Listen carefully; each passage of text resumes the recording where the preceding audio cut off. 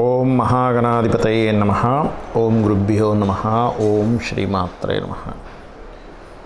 పరమేశ్వర స్వరూపమైనటువంటి జ్యోతిష, వాస్తు మరియు ఇతర అనేకమైనటువంటి శాస్త్రములను మనకు అందించినటువంటి మహర్షులకి నమస్కారం. హయగ్రీవ హయగ్రీవ హయగ్రీవేతి యో వదేత్ తస్య నిస్సరతే వాణి జహ్నుకన్యా ప్రవాహవత్. అరుణాం కరుణాతరంగితాక్షీం ధృతపాశాంకుశపుష్పబాణచాపాం అనిమాదిభిరావృతాం మయూకైః అహమిత్యేవ విభావయే భవానీం. శ్రీమాత్రే నమః. ప్రేక్షకులకి ఆ లలితాంబిక అమ్మవారి యొక్క అనుగ్రహం పరిపూర్ణంగా కలగాలని మనస్ఫూర్తిగా కోరుకుంటూ మనం ఈరోజు చెప్పుకోబోయేటువంటి టాపిక్ సెప్టెంబర్ మాసంలో రాశి ఫలితాలు ఏ విధంగా ఉన్నాయి. ముఖ్యంగా లగ్నం నుంచి చూసుకోండి, చంద్రుడిని రాశి కంటే కూడా అది ఇంకా ఎక్కువగా పనిచేస్తూ ఉంటుంది. అయితే ఇక్కడ గ్రహస్థితి ఏ విధంగా ఉంది అని చెప్పి చూసుకున్నట్లయితే మేజర్ ప్లానెట్స్ అయినటువంటి శని కుంభంలో వక్రించున్నాడు, వృషభంలో గురువు, రాహు ఏమో మీనంలోని, కన్యలో కేతు ఉంటాడు. ఇవి మాత్రం ఎక్కడా కూడా మనకి అంత తొందరగా మారవు. మిగతా గ్రహాలు కనుక చూసుకున్నట్లయితే కుజుడు మిథున రాశిలోని, అదేవిధంగా చంద్రుడు కర్కాటకంలో ప్రారంభమై మరలా మిథునం వరకు తన యొక్క సంచారం జరుగుతుంది.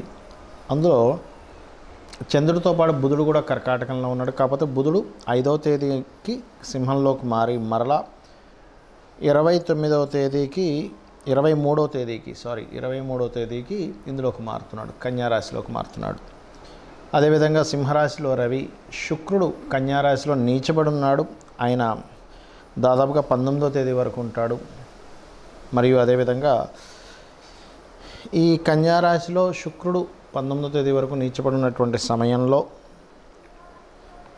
పర్టికులర్గా ఏంటంటే నీచ స్థానంలో ఉండేటువంటి రిజల్ట్స్ కూడా నేను మీకు ప్రత్యేకంగా చెప్తాను. అందరూ అంటే జాతచక్రం ఉన్న వాళ్ళు లేని వాళ్ళు కూడా ఏం పాటించాలనేటువంటిది. సో అందుకని మీరు వీడియో ఎండింగ్ వరకు చూడండి. ధనుర్లగ్నము, ధనస్సు రాశి. ధనస్సు వారికి కనుక చూసుకున్నట్లయితే రాశినాథుడు ఎవరైతే ఉన్నారో ఈ రాశినాథుడు 6వ స్థానంలో ఉన్నందుకు పర్టికులర్గా మీరు కాంపిటేటివ్ రిలేటెడ్ సంబంధించిన వాటిలో సక్సెస్ ఉంటుంది. కానీ ఈ ఉద్యోగ సంబంధించిన విషయంలో దశమంలో శుక్రకేతువులు ఉన్నందుకు ఎవరో చెప్పిన మాటలు విని తొందరపాటు పడి ఉద్యోగం, సహజంగానే దశమంలో కేతు ఉన్నాడు, గురువు దృష్టి ఉన్నందుకు కొంతవరకు కవర్ చేస్తున్నప్పటికీ శుక్రుడు వచ్చి నీచపడుతున్నందుకు కొంచెం 19వ తేదీ వరకు ఉద్యోగ సంబంధించిన విషయంలో తొందరపాటు నిర్ణయాలు తీసుకోకండి. కొంచెం బయట ఇచ్చిన ధనం విషయంలో కొంత కుటుంబ సభ్యులతో చిన్న చిన్న వాగ్వివాదాలు వస్తాయి. కాకపోతే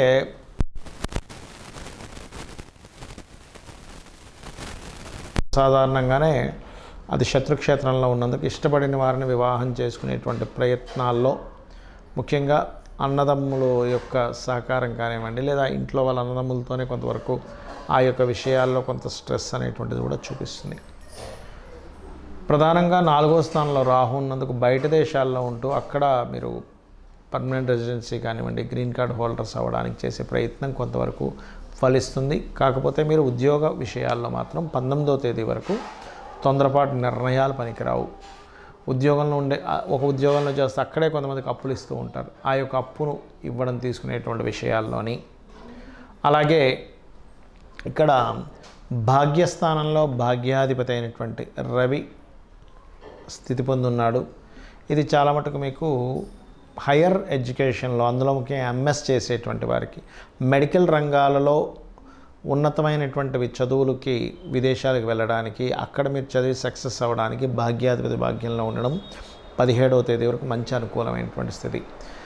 ఇంటర్వ్యూస్కి వెళ్తూ సక్సెస్ అవ్వట్లేదు అనుకునేటువంటి వారు 2 మంత్రాలు ప్రధానంగా చేసుకోండి. ఎందుకంటే దశమంలో శుక్రకేతువులు ఉన్నారు కాబట్టి మీరు ఒకటి శని, కేతు, శుక్ర గ్రహాల దగ్గర దీపారాధన చేస్తూ ఓం శ్రీమాతా శ్రీ మహారాజ్ఞి శ్రీమత్ సింహాసనేశ్వరి నమః, మరియు అదేవిధంగా ఓం మాణిక్య మకుటాకార జానుద్వయ విరాజితాయే నమః నామం చేసుకోండి. రోజు 40 నిమిషాలు చేయండి.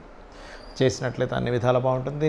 దీన్ని ఒకసారి ఆ నామం ఒకసారి ఈ నామం కలిపి కూడా చేసుకోవచ్చు, ఆ రకంగా కూడా చేసుకోవచ్చు. సంపుటీకరణ చేస్తారు, ఆ రకంగా కూడా చేసుకోవచ్చు. బట్ ఇది చేయండి. ఖచ్చితంగా మీరు స్ట్రగుల్ అవుతున్నటువంటి ఉద్యోగ సంబంధించిన విషయాల్లో బాగుంటుంది.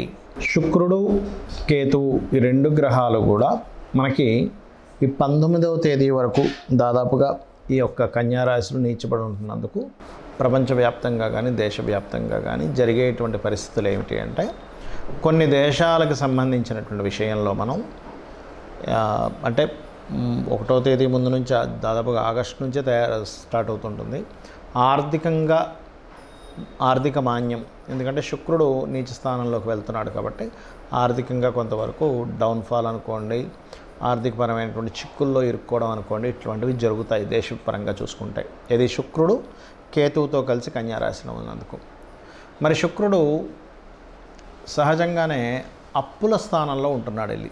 అందుకని ఏంటి, మొత్తము కూడా అందరూ కూడా ఎవరికైనా మనం అప్పు ఇచ్చే విషయాల్లో లేదా తీసుకునేటువంటి అంశాలలో కొంత జాగ్రత్త వహించండి, గుర్తుపెట్టుకోండి. ఓకే. అదేవిధంగా స్త్రీలు ముఖ్యంగా బయటికి వెళ్ళేటప్పుడు మీరు గణపతిని తలుచుకోండి. ఒంటరిగా వెళ్ళవలసిన పరిస్థితులు కొన్ని వస్తుంటాయి. కొన్ని నిర్మానుషమైన ప్రదేశాల్లో తిరిగేటప్పుడు కానీ, బికాజ్ ఆఫ్ శుక్రుడు అనేటువంటిది ఏదైతే ఉందో స్త్రీకారక గ్రహంగా, స్త్రీలని సూచించేటువంటి గ్రహంగా చెప్తూ ఉంటారు. కాబట్టి ఈ యొక్క అంశాలు చాలా జాగ్రత్తగా పాటించండి. అంటే ఒంటరిగా పంపించకండి అంత, అంటే కొన్ని ప్రదేశాలకు ఒంటరిగా పంపిస్తే ప్రమాదము అని అనుకునేటువంటి విషయాల్లో చాలా కేర్గా ఉండాలి అన్ని రాసుల వారు కూడా. బికాజ్ ఆఫ్ యూనివర్సల్గా కొన్ని ఇవి పనిచేస్తూ ఉంటాయి, అదొకటి. అదేవిధంగా అందరికీ కూడా ఈ మాసంలో 17వ తేదీ వరకు రవి ఓన్ హౌస్లో ఉంటున్నాడు కాబట్టి ఆరోగ్యానికి సంబంధించినవి ఎవరైతే పాటిస్తుంటారో, అందులో ముఖ్యంగా ఈ ఆగస్ట్ 16వ తేదీ నుంచి సెప్టెంబర్ 17వ తేదీ వరకు ఉన్నటువంటి కాంబినేషన్ ఏదైతే ఉందో, టైం అంతా కూడా మీరు ఆరోగ్యం గురించి పాటించేటువంటివి ఏవైతే నిర్ణయాలు తీసుకుంటారో అవి ఖచ్చితంగా మీకు ఇంప్లిమెంట్ అవ్వడం వల్ల మీ ఆరోగ్యం కుదురుపడుతుంది. అంటే అనారోగ్య సమస్యల నుంచి బయటపడము. యూనివర్సల్గా ఏదైనా ఒక ప్లానెట్ పలానా ప్లేస్లో ఉన్నప్పుడు యూనివర్సల్గా అందరికీ పనిచేస్తుంది ఈ కాంబినేషన్ అనేది, ఒక రాశి వారికి ఒక లగ్నం వారికి అని కాకుండా. ఈ శుక్రుడికి, నీచబడ్డ శుక్రుడికి గురువు యొక్క బలం కొంతుంది. దీనివల్ల ఏమిటంటే ఉపాసనలు చేసేవారికి మరియు ఏదైనా దీక్షలు తీసుకునేటువంటి వారికి కూడా కొంతవరకు ఇది సపోర్టివ్గా ఉంటుందని చెప్పుకోవచ్చు. మరి ఎంతసేపు మనం ఈ గోచార ఫలితాలైనా మన జన్మజాతక ఫలితాలు కూడా ఉంటాయి అంటే ఖచ్చితంగా మన జన్మజాతక ఫలితాలే చూసుకోవాలి. ఎందుకంటే మీరు ఏదైతే పూర్వజన్మలో చేసిన కర్మ ఏదైతే ఉందో, అది బ్యాడ్ కర్మ కావచ్చు, గుడ్ కర్మ కావచ్చు, తెలిసో తెలియకో చేసింది కావచ్చు, అది పర్టికులర్గా 12 భాగాలుగా విడిపోతుంది. మీ యొక్క లైఫ్లో మీ యొక్క స్థితిగతులు ఏమిటి అనేది మీ లగ్నం బట్టి తెలుస్తుంది.